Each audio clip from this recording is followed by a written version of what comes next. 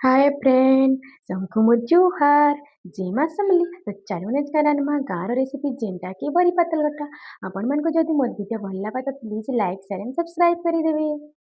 तो देखुन बड़ी लागे मुई नेछे पातल घटा मिर्चा बास एतकी रेडी होइबा हमर बड़ी हो पातल घटा। बड़ी पातल घटा ना बेसी करी पातल घटा ही नेबे तारपर जेही टेस्ट लाग। फास्ट तो पातल घटा मिर्चा के काटी देमी भलसे। तारपरे कढ़ाई बसई देली आ कढ़ाई रे तेल दे देली।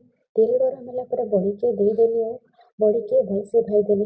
बड़ी के ना बेसी लाल करी नी भाजबे टिके कच्चा करी भाईले बड़ी पातल घटा भल लासी। देखुन मुई भाजी देली बड़ी के फास्ट। तारपरे फिर कढ़ाई रे तेल दे देली आ सरसों दे देली। सरसों दे सारला पर मिर्चा के दे देली। मिर्चा भाजी होला पर पातल घटा के लगे देली आ नून आ हल्दी के देई करी भलसे पातल घटा के आमे एंता 4-5 मिनट भाजी देमा। देखुन भाजी गला पातल घटा भाजी होला पर पैन दे देली आ फुटवार के छाणी देली। किछि मिनिट फुटी गला पर बड़ी के लगे देली और बड़ी के लगे सारला पर सुखाई गला कि मुई गोटे जगह रे रखी देली आ धनिया पत्तर भी दे देली।